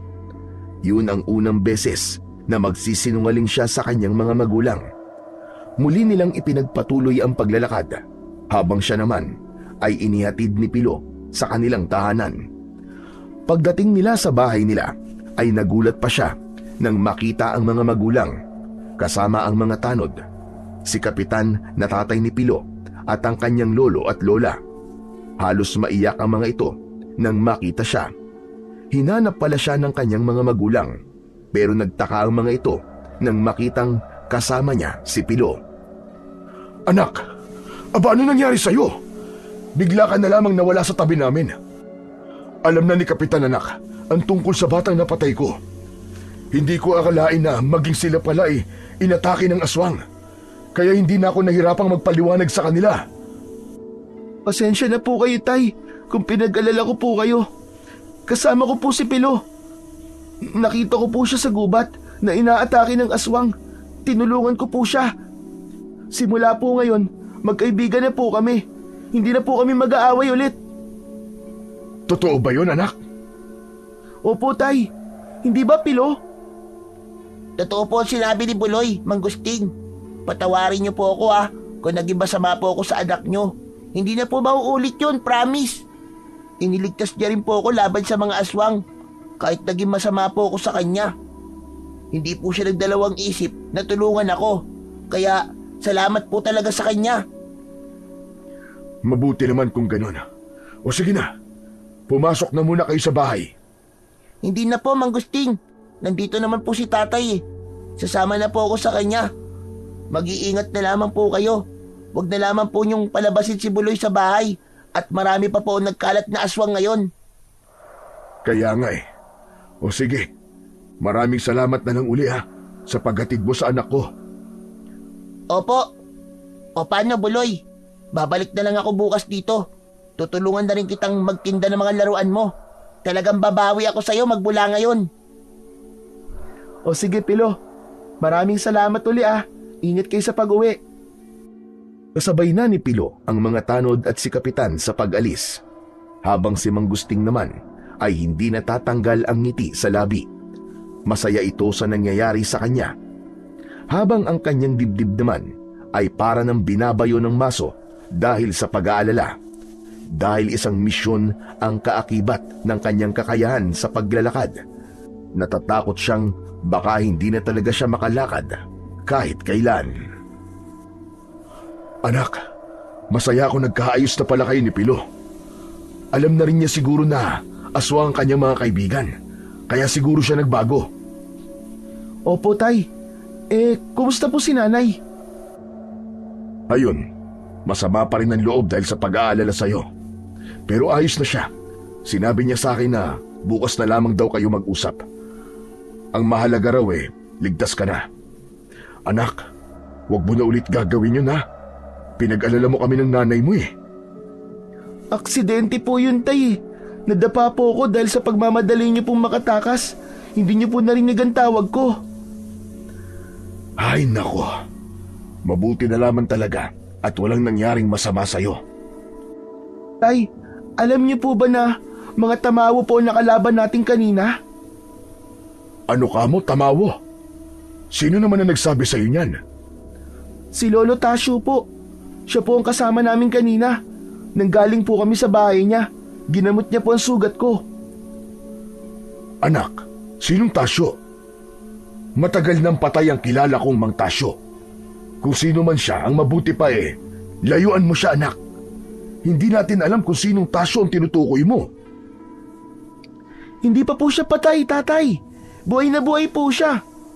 Kung sa bagay, baka nga po ibang Tasyo po ang iniisip niyo kumpara po sa taong kilala ko. Kahit na anak, ang mahalaga layuan mo pa rin siya. Sige na. Magpahinga ka na. Malapit na magliwanag ang paligid. Wala pa tayong tulog. Bukas na lamang tayo mag-usap. Napakunot na lamang ang kanyang noo nang umalis ang kanyang ama sa kanyang harapan. Nagtataka siya na ang matandang kilala nito ay sinabi nitong patay na. Pagpasok niya sa kanyang silid, ay dumiretso kagad siya sa kanyang higaang katre na gawa sa kawayan. Pagkalapat ng kanyang likod sa higaan, ay saka naman siya dinalaw ng antok. Kinabukasan ay napabalikwas siya ng bangon mula sa kanyang pagkakahiga. Narinig niya ang boses ni Pilo at ng kanyang ama na nagtatanong sa mga tanod. Nalaman niyang isang pamilya ang inatake ng mga aswang sa kabilang palengke. Kaya mabilis siyang lumabas ng kanyang silid at inalam kung ano ang mga nangyayari. Tay, ano po nangyari? Diyos ko, anak. Natagpuan daw ang mag-anak sa loob ng kanilang bahay. Wakwak ang tiyan at nawawala raw ang laman loob ng mga biktima. Nawawala rin daw ang anak nilang lalaki na edad ay 10 taong gulang. Nakakapag-alala na talaga ang mga nangyayari ngayon. Kaibigan ko po ang batang nawawala. Tama po ang sinabi ni Lolo Tasyo. Nabalak ng mga tamawo na isa-isayin ng mga kabataan dito. Papatayin nila ang mga batang may masasamang ugali. At alam kong isa ako ron. Kaya dapat, manatili ka na lamang muna sa loob ng bahay niyo, Pilo. Huwag ka na munang naglalabas. Siya nga pala, sisilipin ko muna si Laura. Tiyak kong nag-aalala na naman yun dahil sa kanyang nabalitaan.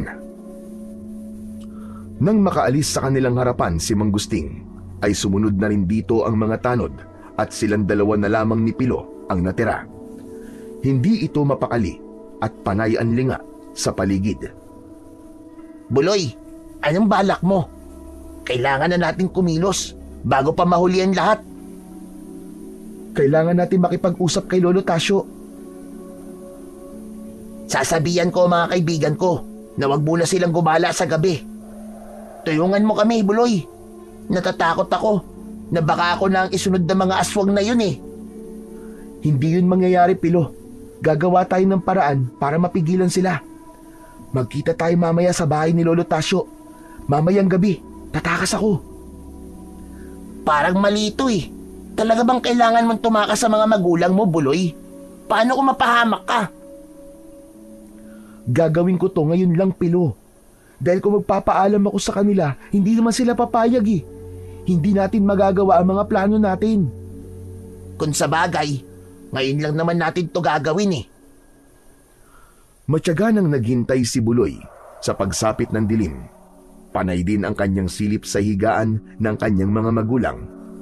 Sakto yun na umalis na rin ang kanyang lolo at lola para umuwi sa bahay nito. Nang masigurado niyang ayos na ang lahat, inihanda niya ang kanyang saklay na magagamit niyang sandata laban sa mga tamawo. Sa bintana siya dumaan, pagkatapos ay kagad siyang tumakbo papasok sa kakahuyan. Lakad at takbo ang ginawa niya habang binabagtas ang daan papunta sa bahay ni Lolo Tasyo. Ngunit pagdating niya roon, ay napapalaban na pala ang matanda sa mga tamawo.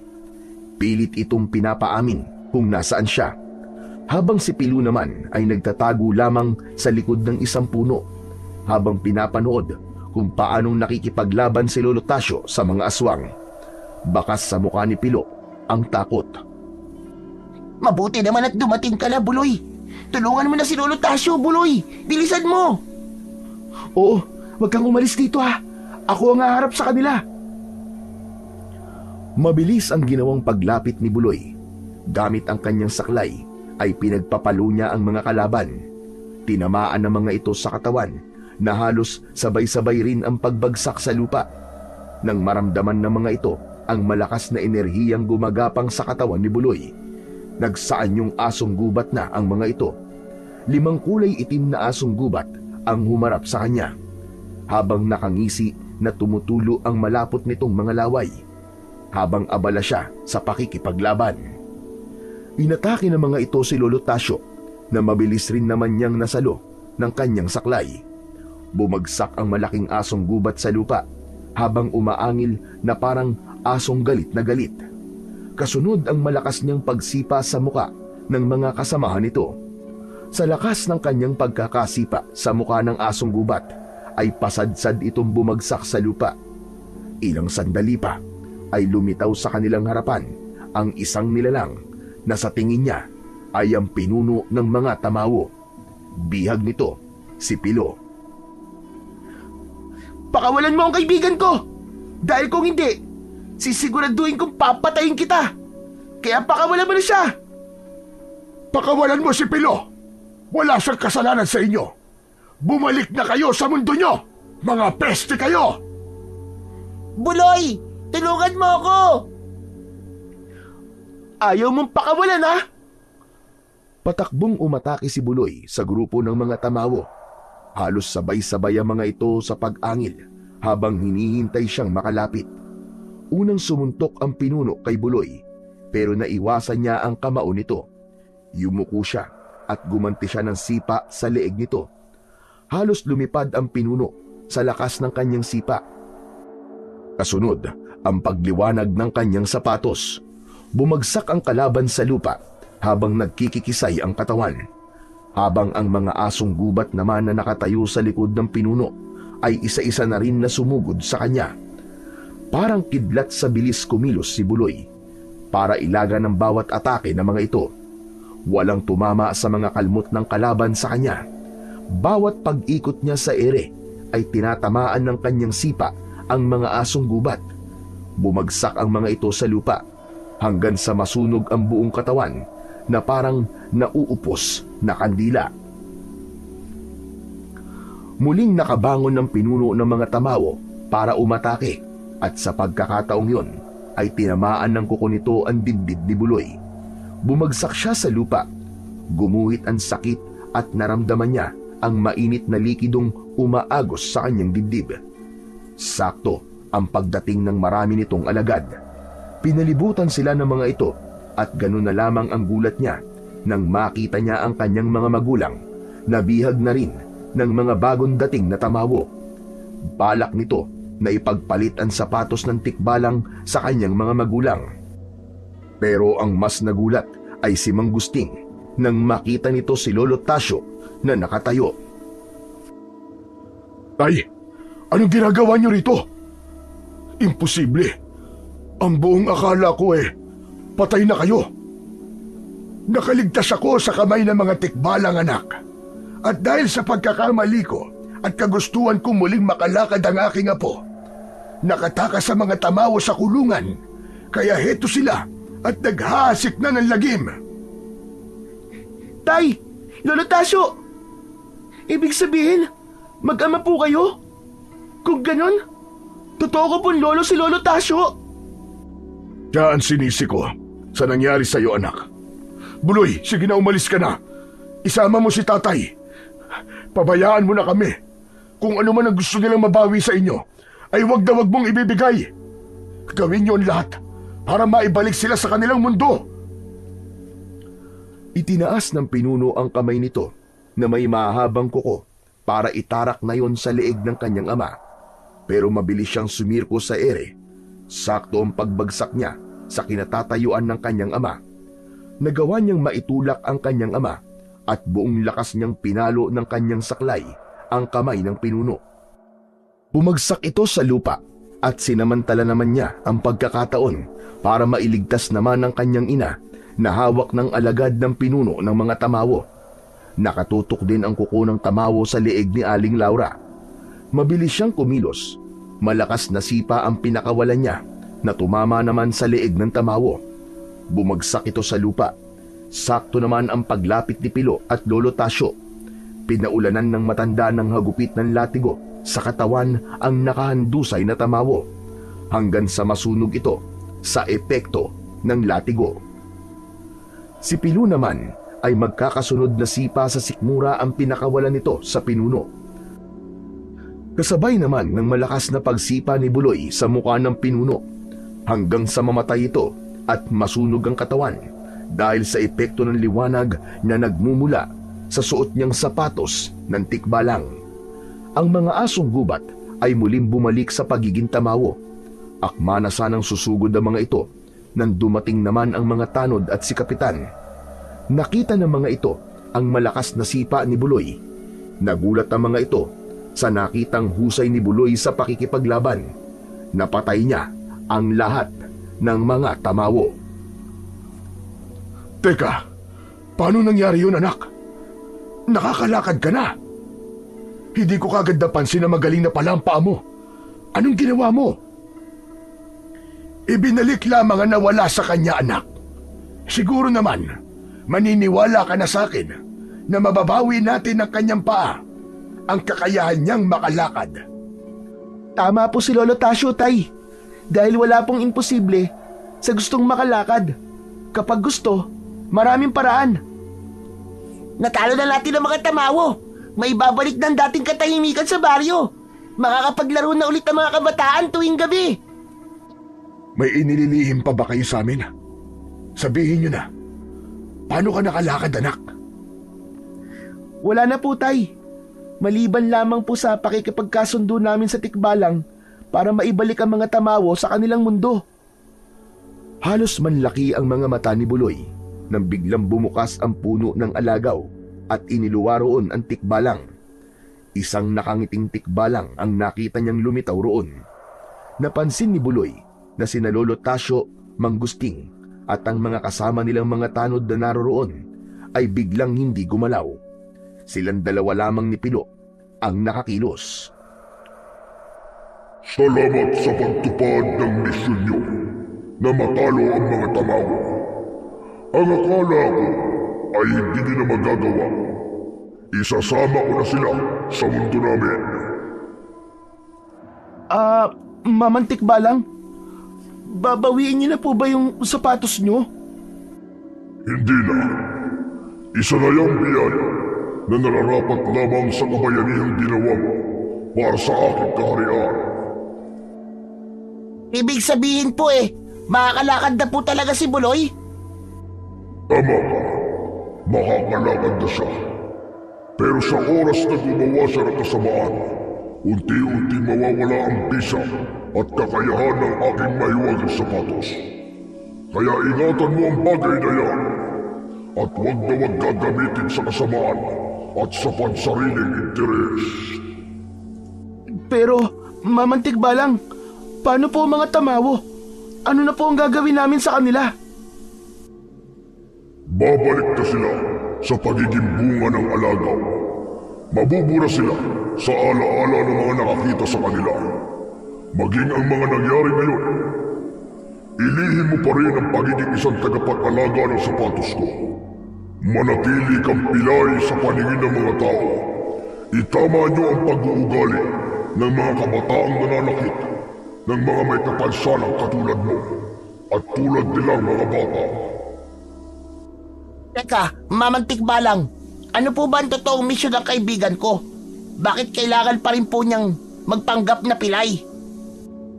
Dahil yun ang kapalit ng bagay na kinuha niyo sa akin. Kailangan niyang magpanggap dahil kahit nabura na ang alaala ng mga tao tungkol sa kakayahan niya, hindi nangangahulugan na hindi na ito muling malalaman, lalo na ng mga magulang niya. Kaya mas mainam kung mananatili itong lihim dahil sigurado ko na hindi pa rito nagtatapos ang lahat. Alam kong maraming masasamang elemento ang magtatangkayang kunin sa pangangalaga niya. Kaya pakaingatan mo yung maigi dahil nakasalalay ang kaligtasan yung lahat sa bagay na yan. O paano? Isasama ko na ang mga tamawa. Maraming salamat ulit sa tulong niyo sa akin. Sakto paglakas ng hangin ay pumasok na ang tikbalang sa lagusan kasama ang mga tamawo.